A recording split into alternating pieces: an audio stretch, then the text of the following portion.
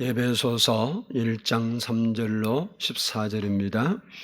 찬송하리로다 하나님 곧 우리 주 예수 그리스도의 아버지께서 그리스도 안에서 하늘에 속한 모든 신령한 복을 우리에게 주시되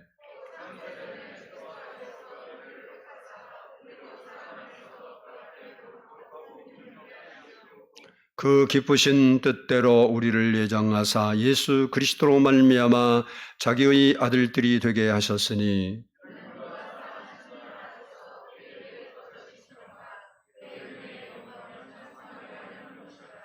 우리는 그리스도 안에서 그의 은혜의 풍성함을 따라 그의 피로 말미암아 속량 곧 죄사함을 받았느니라. 그 뜻의 비밀을 우리에게 알리신 것이요 그의 기뻐하심을 따라 그리스도 안에서 때가 찬 경륜을 위하여 예정하신 것이니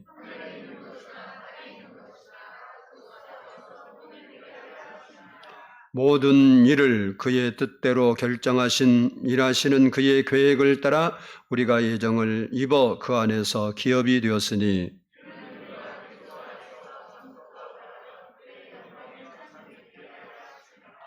그 안에서 너희도 진리의 말씀 곧 너희의 구원의 복음을 듣고 그 안에서 또한 믿어 약속의 성령으로 인치심을 받았으니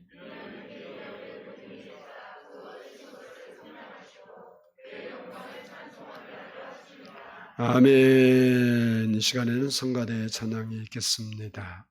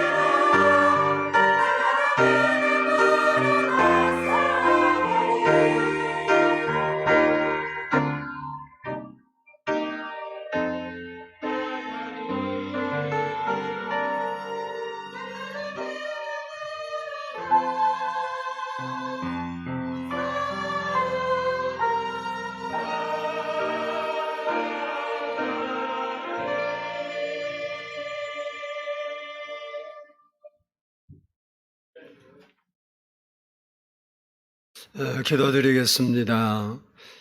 오늘도 저희가 하나님 앞에 예배하며 말씀을 들을 수 있는 귀한 시간 주신 거 진심으로 감사합니다.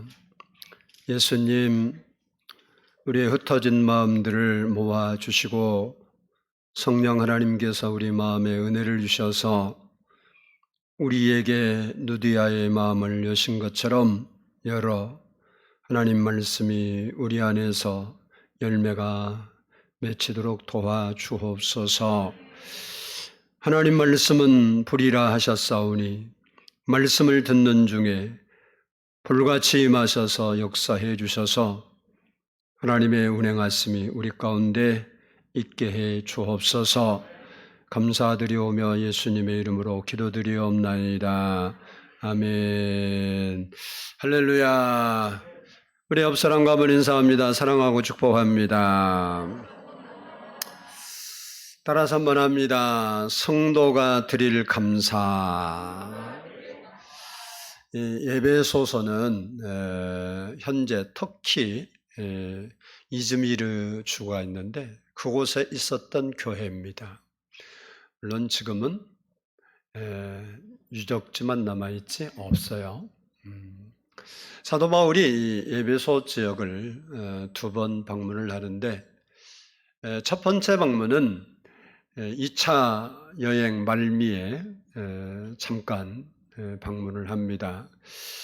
그리고 두 번째 방문은 3차 전도 여행을 하면서 에베소에서 약 3년을 머물게 되는데 이 두란노 서원이라는 것을 통해서 2년 동안 매일 하나님 말씀을 가르치고 그래서 탄생한 교회가 에베소 교회입니다.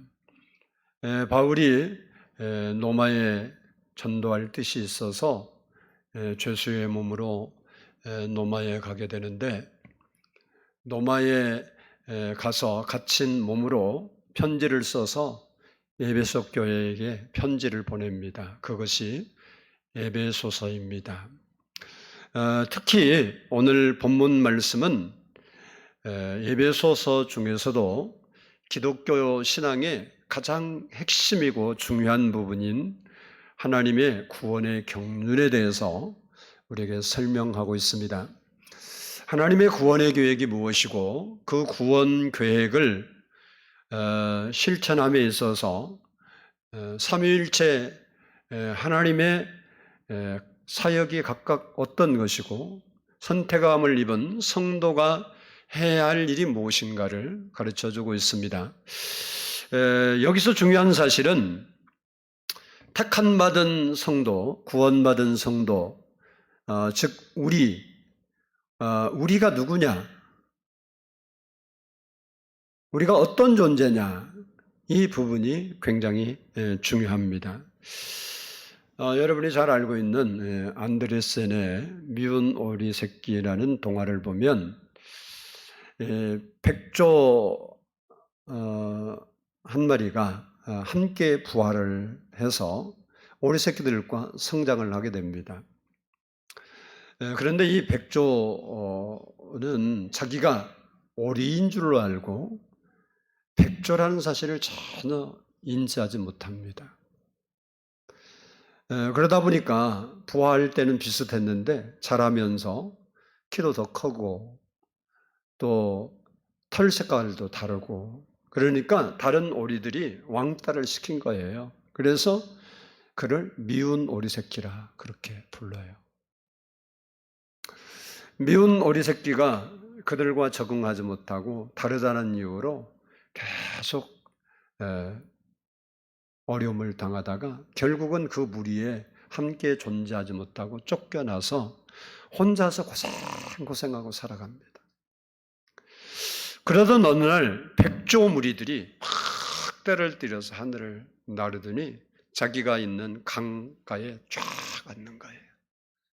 그 모습을 보면서 너무 부러웠어요. 야, 그 백조, 멋있는 백조가 다른 걸 보고 앉아있는 그 모습을 보면서 이 미운 오리가 속으로 그런 생각을 해요. 내가 백조가 되었었으면 얼마나 좋았을까. 그리고 이제 그 백조는 다 날아가고 또 시간이 몇 개월 지났는데 자기가 오리로 알고 있지만 백조잖아요. 그러니까 날개가 근질근질한 거예요. 그래서 어느 날 자기도 모르게 날개짓을 한번 해본 거예요. 그랬더니 자기가 하늘을 나는 거예요. 너무 기분이 좋은 거예요. 그리고 그 후로 자기가 누군지를 깨닫게 돼요. 그래서 아, 내가 오리가 아니라 백조구나. 그래서 이제 백조 무리가 있는 곳으로 그가 자기 삶의 터전을 옮겨서 백조들과 어울려서 행복하게 살았다는 동화입니다. 이 이야기가 주는 중요한 교훈이 하나 있는데 그것은 자신의 신분이나 가치를 알지 못하고 살아가는 것은 너무나 어리석은 일이다. 만일 이 백조가 어려서부터 자기가 백조인 줄 알았으면 오리들이 왕따를 시켰을지라도 아마 그 속에서도 스트레스 받고 상처받고 아파하고 그러지 않고 조금만 기다려봐라. 니들은 날지도 못해. 나는 하늘을 날고 너희들은 주먹만 해도 나는 이렇게 클 거다. 그리고 그 소망 속에서 그 어려움을 이겨낼 수도 있었을 것이고 그렇지 않을다고 하면 너하고 나오는 색깔이 달라. 종자가 달라.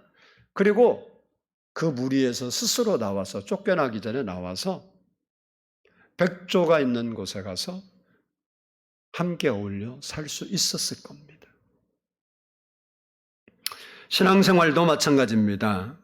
내가 누구인가? 내가 어떤 존재인가? 물론 여러분이 사람인데 사람이지만 여러분이 신앙생활하는 내가 과연 누구인지를 제대로 알면 세상을 살면서 희망을 품고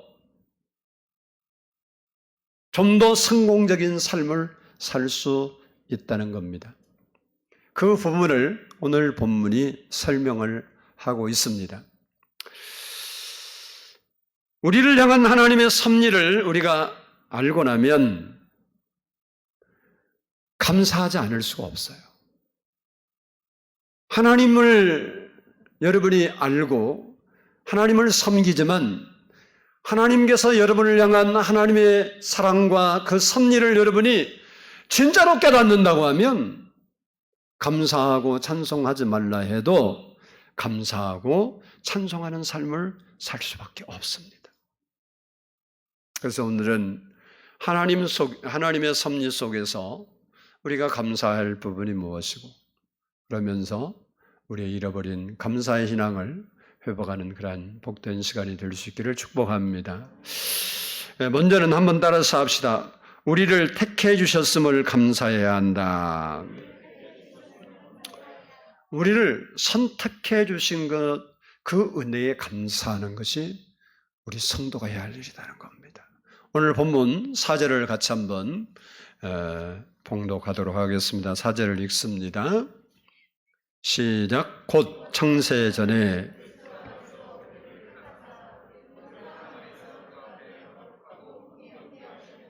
아멘. 그리고 5절 보면 그의 기쁘신 뜻대로 우리를 예정하사라고 했습니다. 여기에 우리를 택하사, 우리를 예정하사라는 말씀은 우리 신앙에서 매우 중요한 말입니다. 왜냐하면 우리가 예수 믿고 하나님의 자녀가 된 것이 우리의 뜻이나 우리의 공로에 의지해 된 것이 아니고 오직 하나님의 은혜와 사랑으로 되어진 것이기 때문에 그렇습니다. 다시 말해서 예정과 선택은 하나님의 고유한 권한이고 하나님의 전적인 주권이라는 거예요. 요한복음 15장 16절을 보면 예수님이 이런 말씀을 합니다. 제자들에게 너희가 나를 택한 것이 아니요 내가 너희를 택하여 세웠나니 라고 말씀하고 있습니다. 그러면 왜 하나님께서 우리를 창세전에 선택했을까라는 겁니다. 오늘 본문 4절을 보면 거룩하고 흠이 없게 하시려고라고 했고 5절 말씀을 보면 자기의 아들들이 되게 하셨으니라고 했습니다. 여기 거룩하고 흠이 없다는 말은 원래 우리는 거룩하지 못하고 흠이 많다는 거예요. 근데 하나님께서 우리를 선택해서 그 흠 있고 그리고 거룩하지 못한 것을 싹 없애시고 이것을 죄라고 합니다. 죄를 다 없애시고 깨끗하게 하셔서 의롭게 하셨다는 겁니다. 그리고 이렇게 의롭게 된 사람을 선택하신 그 사람을 자기의 자녀로 삼았다는 거예요. 창조주 하나님이 피조물을 자기의 아들들이 되게 했다는 겁니다. 이처럼 하나님께서는 우리를 창세전에 하나님의 자녀로 택해 놓으셨습니다. 다시 말하면 우리가 어머니 모태에 생성되기 전에 우리가 이 땅에 태어나기 전에 하나님은 우리를 이미 아시고 우리를 사랑하셔서 하나님의 은혜와 사랑으로 우리를 자녀로 예정해 놓으셨다는 거예요. 이 사실에 근거해서 하나님께서는 예레미야에게 이런 말씀을 합니다. 예레미야 1장 5절을 보면 내가 너를 모태에 짓기 전에 너를 알았고, 지금 예레미야라는 사람이 엄마와 아빠와 만나서 아이가 생기기 전에 이미 알았다는 거예요. 예레미야가 있을 것을. 아직 예레미야 없어요. 앞으로 태어날 것을 알았다는 거예요. 그래서 성경을 보면 많은 부분에서 태어나기 전에 예언을 합니다. 고레스라는 이방왕도 그가 태어나기 전에 이사야를 통해서 이미 몇백 년 전에 예언을 해놨어요.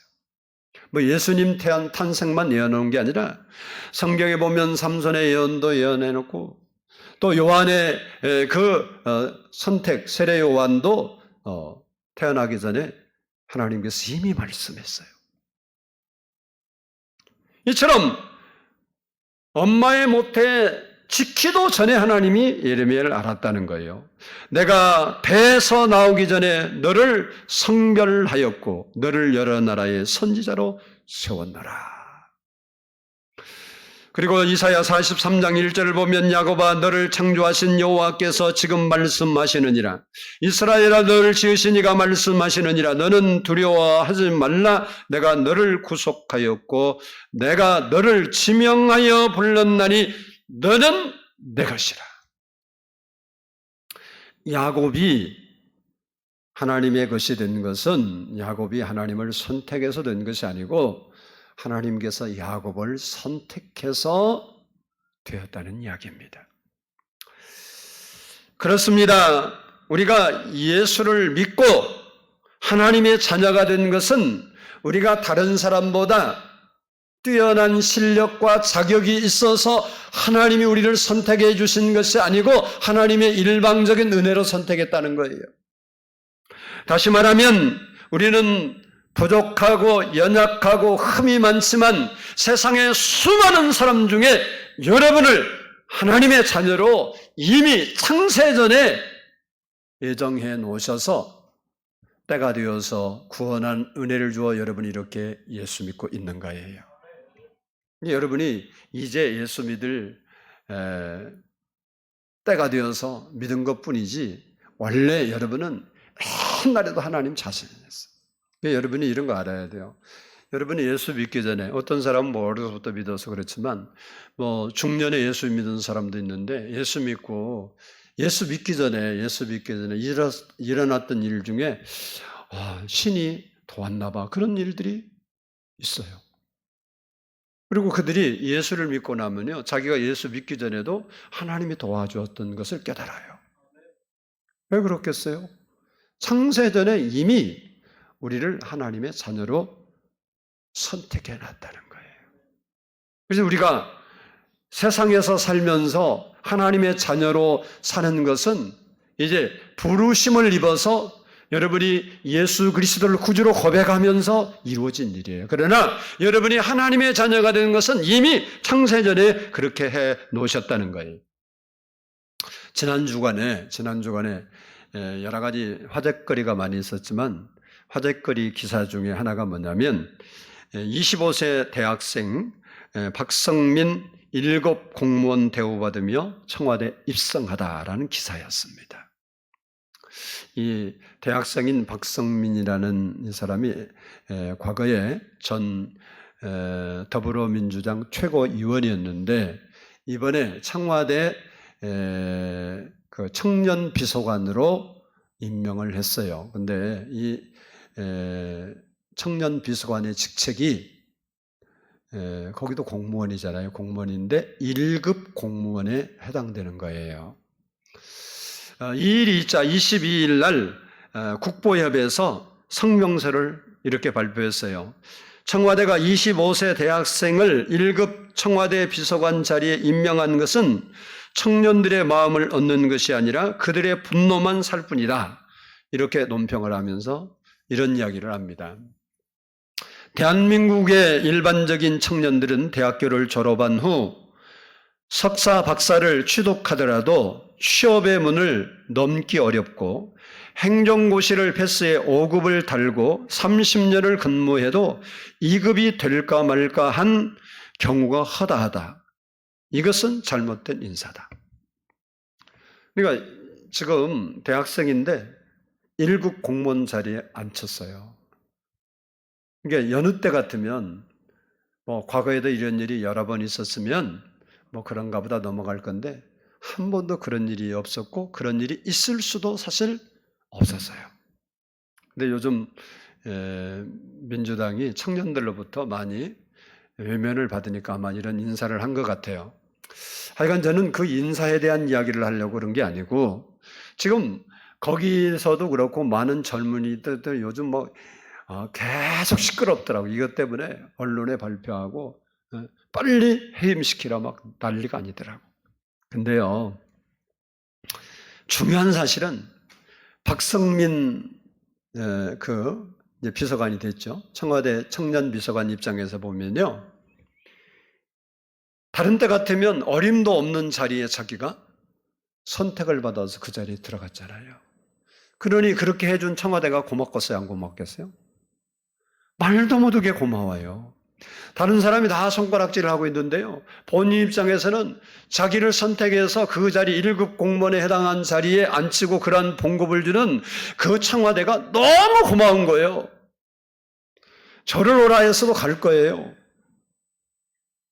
지금 오라면 안 가요. 목사해야 되니까 안 가는 거고 일반적으로 이야기하는 거예요. 나는 지금은 청와대 비서관이 아니라 대통령 하나도 할 능력도 없지만 하나도 안 해.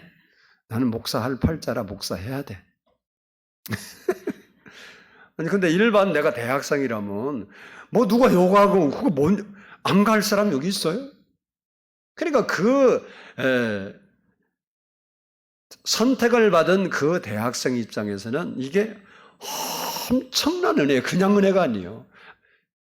사람들이 말한 대로 5급 공무원에 해서 그거 5급 공무원도 힘들어요. 9급부터 돼야 하는데 거기서 30년을 해도 1급 올라가기 어렵다는 거예요. 근무를. 근데 그 말로 하라면 머리가 좋아서 5급 됐다 그래요. 1급은 시험 칠 수도 없어요. 한 번에. 5급이 됐는데 했다 그러면 30년을 먼저 땡겨 살잖아요.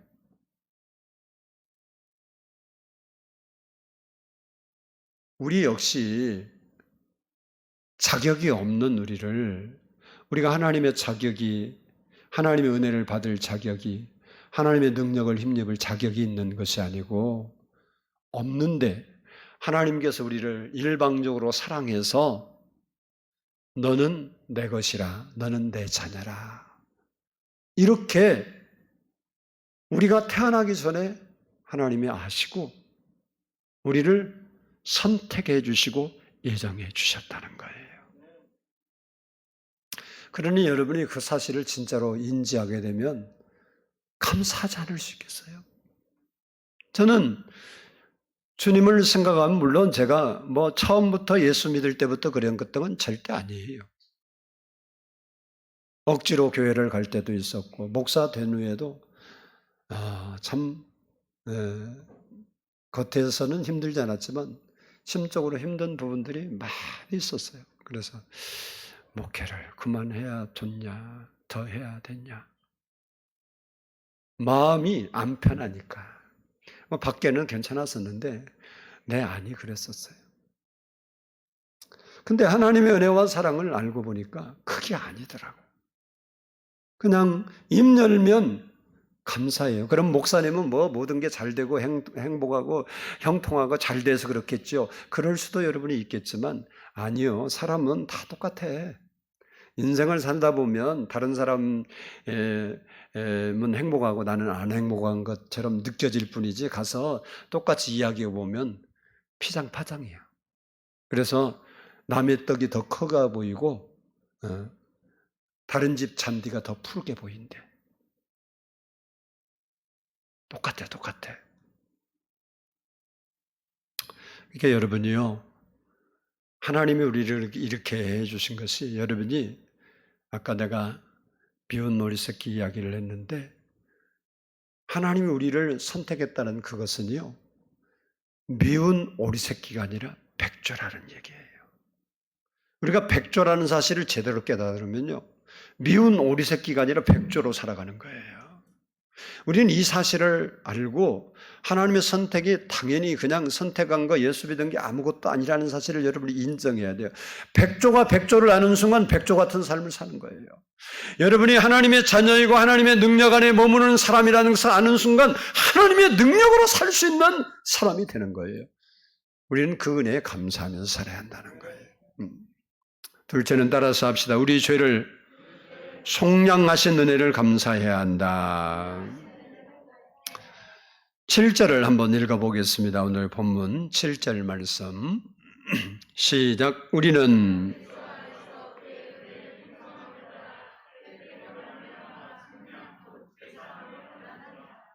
아멘.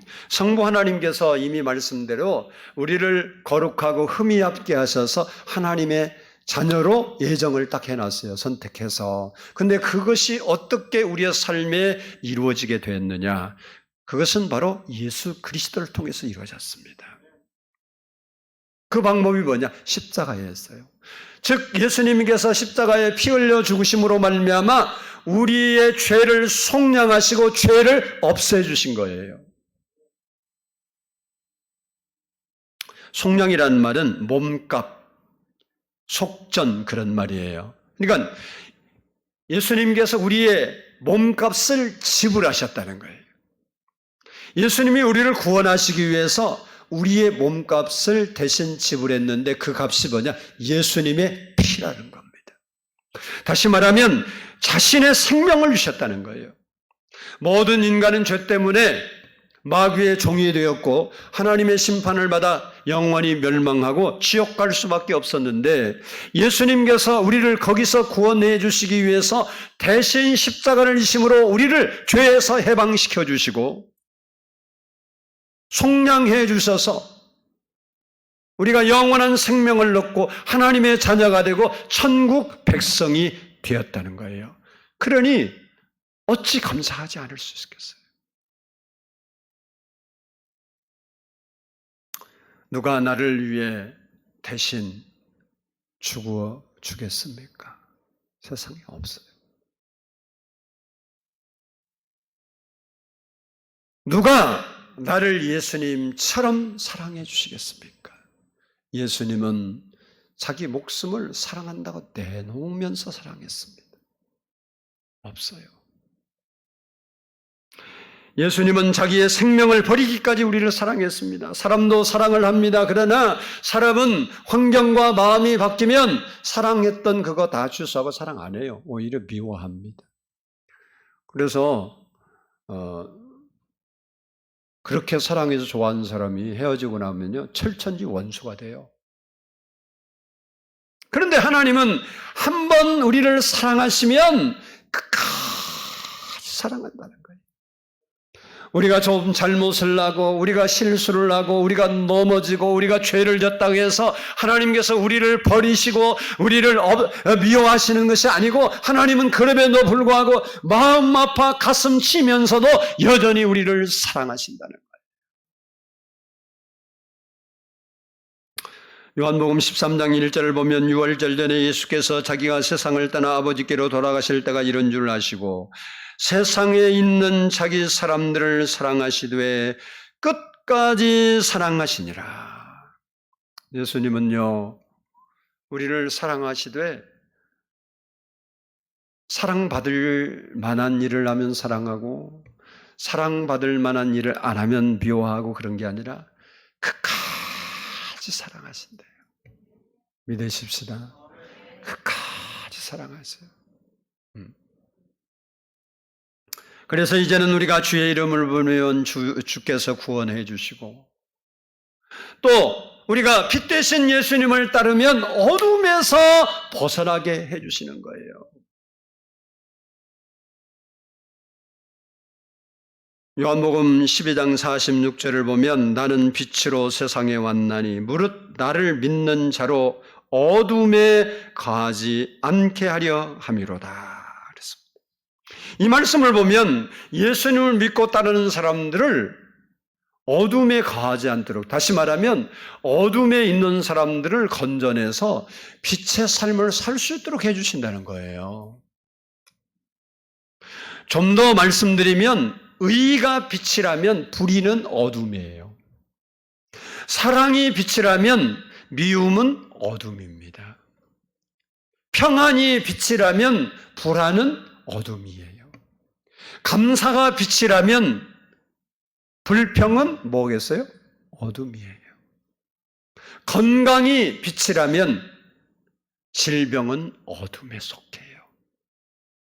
부요가 빛이라면 가난은 어둠에 속한 거예요. 예수님은 자기를 믿고 따르는 사람들이 어둠에 거하지 않도록 거기서 건져주신다는 거예요.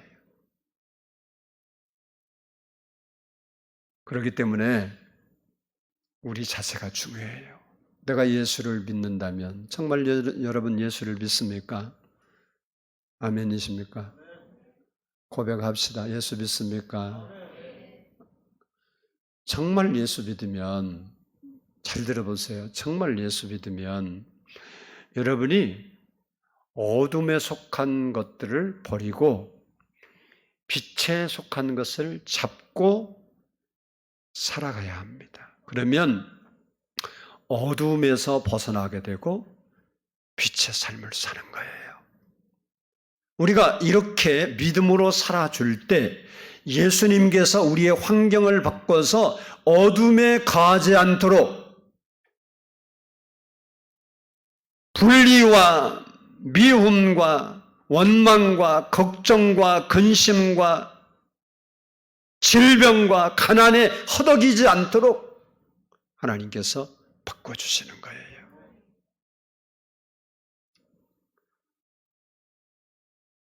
우리 집사람이 몸이 좀 회복이 잘 안 돼서 병원을 갔더니 의사가 음식 주의사항을 이야기했는데 이런 거예요. 찬물 먹지 마라. 그리고 과일도 찬 과일 먹지 마라. 아이스크림 먹어야겠어요? 안 먹어야겠어요? 물어볼 것 같죠? 그걸 데워서 먹으면 좀 곤란하니까. 그리고 옷도 따뜻하게 입어라. 몸도 따뜻하게 하라. 그런 거예요. 근데 지금이 시절이 언제일까요? 지금 시절이 여름이에요. 그러니까 뭘 먹어야 돼? 시원한 냉수. 여러분은 시원한 냉수만 생각나는 게 아니지, 시약이 된, 뭔지는 모르겠는데, 그 시원한 거. 그리고 무슨 바람 쐬야 돼? 에어컨. 시원하다. 옷도 어떻게? 얇게 입어야죠. 그러니까 우리 집사람에게 의사가 한 이야기와 지금 환경과는 뭐요? 맞아, 안 맞아? 하나도 안 맞아. 이럴 때 시원한 물 먹어야지. 언제 시원한 물을 먹냐고. 더우니까. 전혀 안 맞아. 그런데 건강하려면 그렇게 하래. 몸이 회복되려면 그렇게 하래. 그럼 봐봐요. 의사의 말을 듣고 그대로 하면 회복될까 안 될까요? 돼요. 근데 아이고 뭐 지금 여름인데 막 그런다고 돼. 그리고 계속 찬물 먹고 찬 과일 먹고 그래서 몸을 냉하게 하면 병 안 고쳐져요. 제가 무슨 얘기인지를 알아들었겠어요? 하나님의 말씀, 우리가 어둠에 속한 것과 빛에 속한 것이 있는데 우리는 어둠에 속한 사람들이기 때문에 그것이 너무 자연스러운 거예요. 여름이니까 찬물 먹는 게 자연스러운 것처럼 미워할 만한 환경이 있으니까 미워하는 게 자연스럽고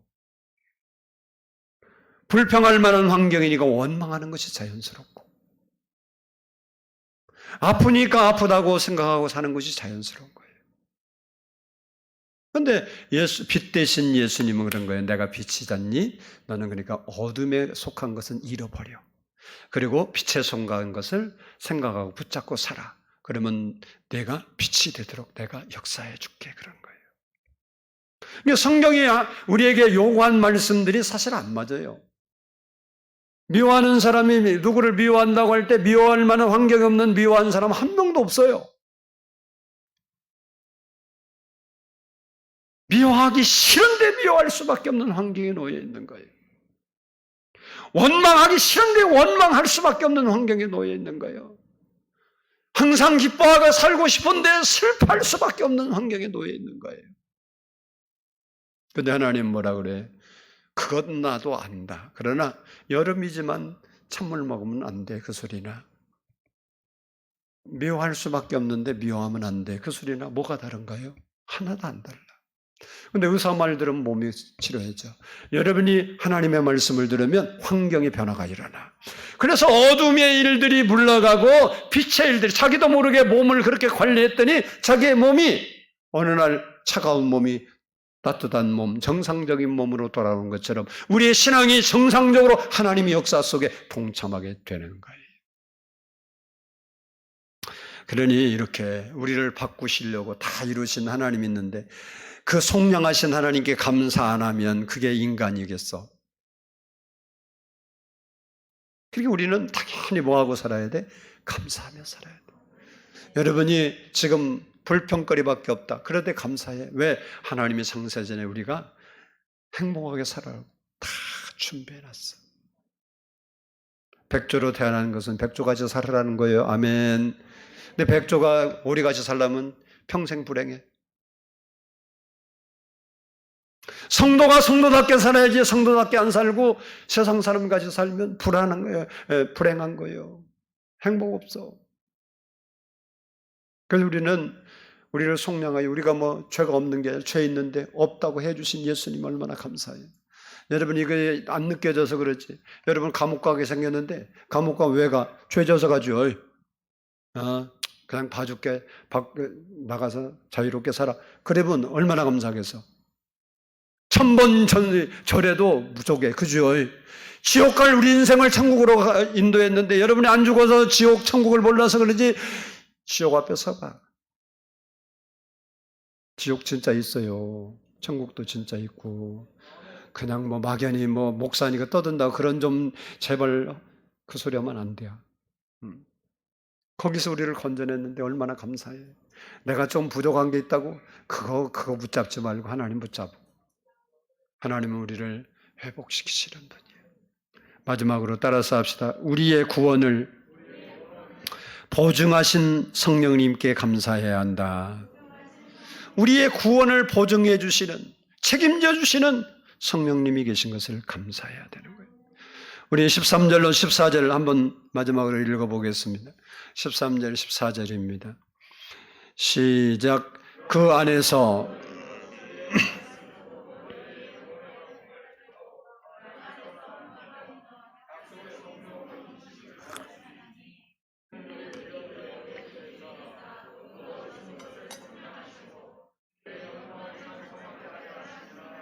아멘.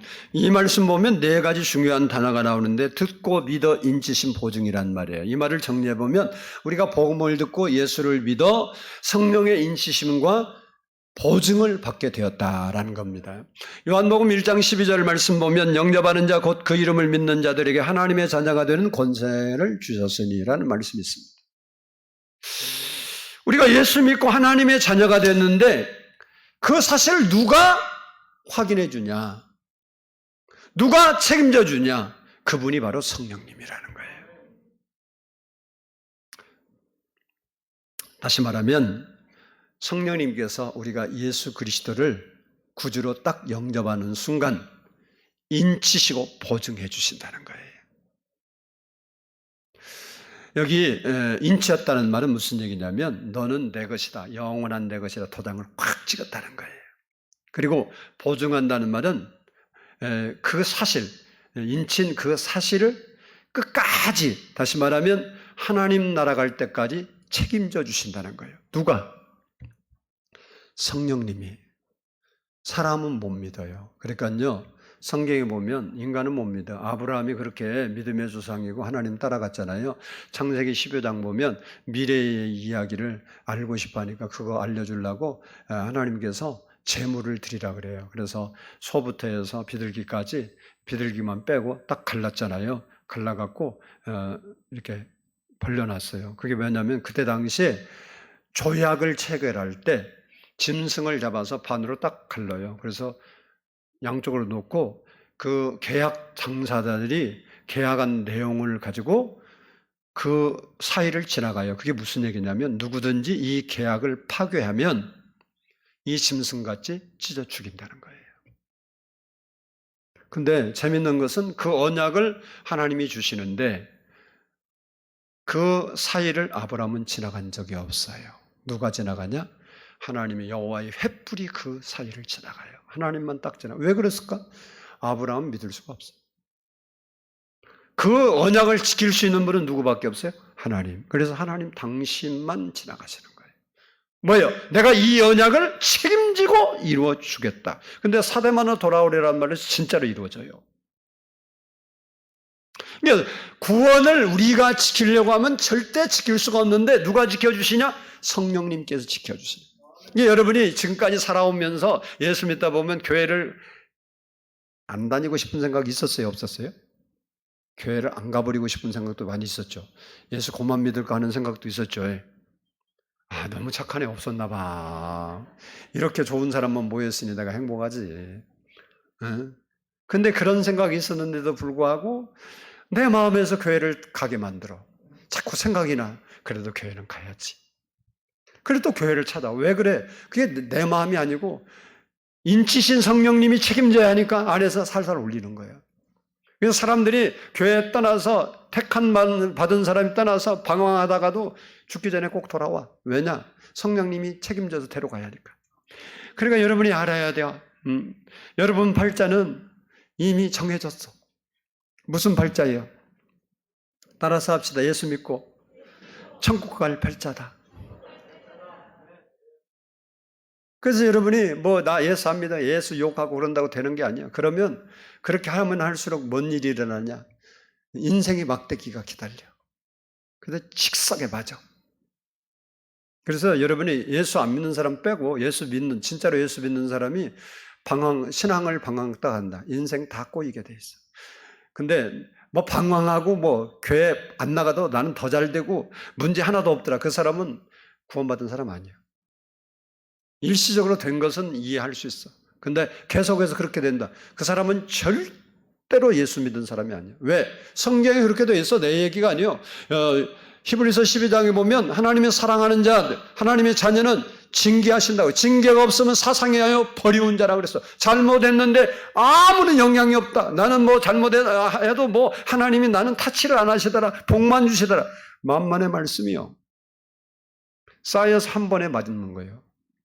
그렇지 않으면 그대로 가면 지옥이요. 왜? 성령님이 인치시고 보증했기 때문에 반드시 마음에서 풍랑을 일으키는 거예요. 그러니까 여러분이 알아야 돼요. 여러분은 뺐다 가면 누가 때리는 거예요? 귀싸대기 하나님한테 얻어맞는 거예요. 사랑의 하나님만 생각하지 마. 근데 여러분이 봐봐. 이게 우리는 딱 이거예요. 여러분이 하나님 말씀 순종하고 딱 가잖아. 복 받으면서 천국 가. 아멘 좀 해봐. 여러분이 하나님 말씀대로 신앙생활 잘하면서 살면 뭐 하면서? 빛에 가도록 하나님이 하시기 때문에 우리가 말씀에 순종하가면 건강도 책임져 주시고 삶도 책임져 주시고 우리의 인생의 모든 것을 책임져 주셔서 복 받으면서 천국 가는 거고, 뺀돌뺀돌하게 예수 믿으면 일이 터지고 덜이 터지고 마음에 행복이 없어. 결국은요, 사실 다른 사람 볼 때 행복한 것 같지 행복하지 않는 사람이 엄청 많대요. 마음에. 여러분이 초막이나 궁궐이나 내주 예수 모신 곳이 그 어디나 하늘나라라 그랬어요. 예수님 마음에 주인으로 앉아봐 있으면 마음에 행복이 없어. 인생 깝깝하고 재미없어. 그러나 하나님이 있는 사람은 비록 초막에 살아도 행복이 있고, 내가 좀 부족한 게 있고 질병이 있어도 감사하고, 그러니까 하나님 또 회복시켜 주시고 또 하나님이 복 주시고, 그래서 빛에 가도록 하나님이 역사해 주시는 거예요. 성령님이 여러분을 내 것이라 찍었기 때문에 여러분이 도망가지 않아요. 따라서 합시다. 빨리 포기하는 게 복이다. 내 마음대로 살고 내 뜻대로 살고 내 생각대로 살 것 미리 빨리 포기한 사람이 복받은 사람이요. 이왕 나는 찍혔으니 하나님의 뜻대로 살아보리라. 그리고 살아가면 잘 살아요. 여러분, 한국에 살면서 북한의 사상을 갖고 북한의 이론을 주장하며 살면 그 사람이 행복하겠어? 못 행복하지. 그러려면 어디 가서 살아야 돼? 북한 가서 살면 돼요.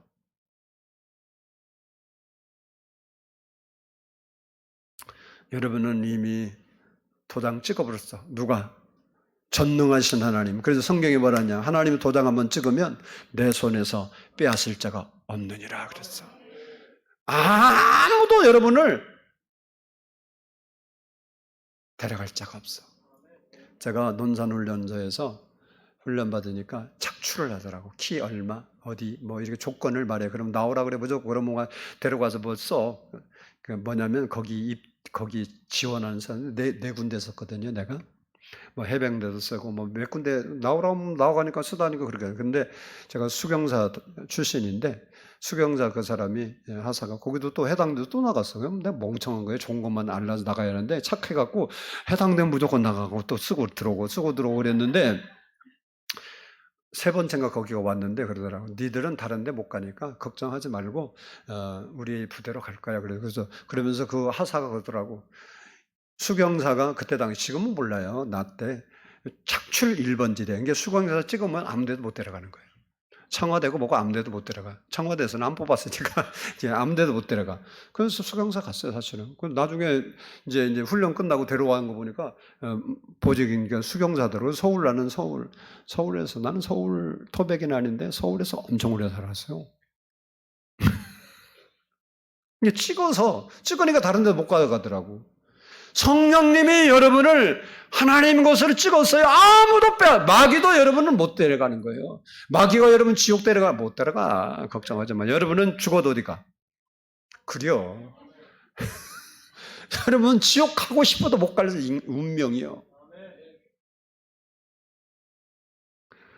우리가 하나님의 사랑과 하나님의 능력을 알면요, 이 세상에 살면서 감사하지 않을 수가 없어요. 왜? 우리 같은 인생을 백조로 만들어줬는데 우린 줄 알고 살아가는 것이 그 미운 우리가 얼마나 불행한 거예요. 우리는 백조같이 살게 만들어준 사람. 여러분이 실력이 부족하고 삶이 여러 가지 연약관계에서 아니 상관없어요. 하나님이 여러분을 붙드시면 여러분의 인생은 달라지게 돼 있어요. 지혜가 없습니까? 지혜 주신다든지, 능력 없으면 능력 주신다든지, 가난하면 부욕해 주신다든지.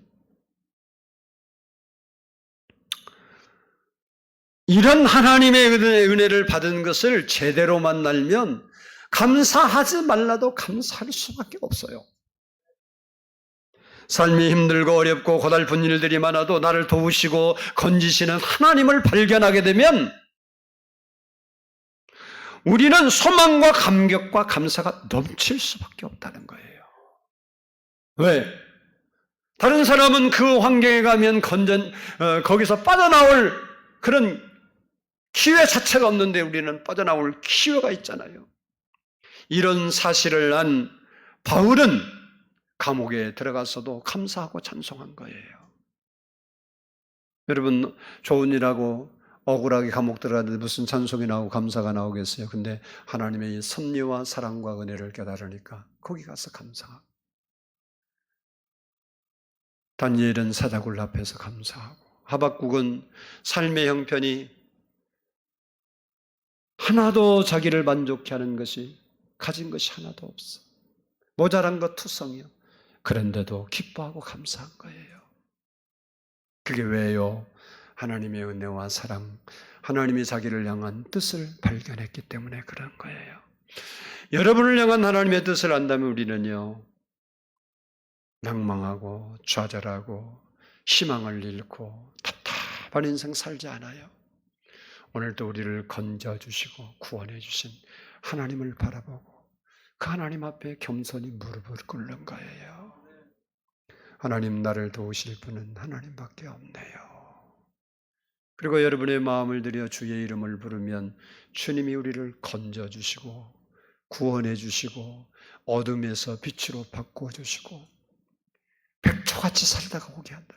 여러분은 세상을 살면서 환경과 관계없이 가장 기쁘고 행복하게 살다가 하나님 나라 가야 돼요. 그럴 팔자로 하나님 다 만들어놨는데 우리는 하나님이 주신 것은 다 던져버리고 가장 어둠에 속한 것만 그냥 붙잡고 내 마음에 그냥 가득 차. 나는 왜 이럴까?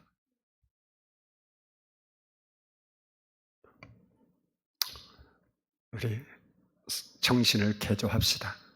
우리는 오리가 아니라 뭐요? 백조예요, 백조. 오리는 날아봐야 조금 날아, 백조는 하늘 높이 날아. 그 귀태가 달라. 우리는 적어도 그런 자부심을 가져야 돼. 그런 그 마음에 하나님을 향한 그런 사랑과 감사가 넘쳐야 돼. 우리 인생 멋있게 살 수 있어요. 건강하게 살 수 있습니다. 하나님 우리 지켜주신다고 약속했습니다. 그 하나님을 우리는 믿어야 돼. 그 하나님 앞에 겸손히 무릎 꿇어보세요. 여러분이 그 하나님 믿으면 그 하나님 앞에, 여러분이 아버지가 부자면 돈 없으면 어디 가겠어? 뭘 물어봐, 아버지한테 나 돈 없어요 그러고 뭐 얻어 터질 때라도 가서 떼쓰겠죠. 그럼 또 아버지니까 어떻게 안 줘? 줘야 되나? 똑같아. 하나님은 우리의 기도를 외면하지 않아요. 우리의 아픔을 외면하지 않습니다. 여러분이 힘들고 어렵습니까? 마음이 고달픕니까? 나는 은혜가 없다고 생각합니까?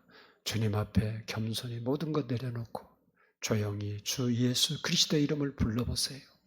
하나님은 반드시 여러분에게 새 은혜를 부어주시고 빛에 가을 수 있도록 은혜를 주실 겁니다. 그 하나님께 늘 감사하며 살아가는 여러분의 삶이 되기를 주의 이름으로 축복합니다. 기도하겠습니다. 사랑의 아버지 하나님 감사합니다. 오늘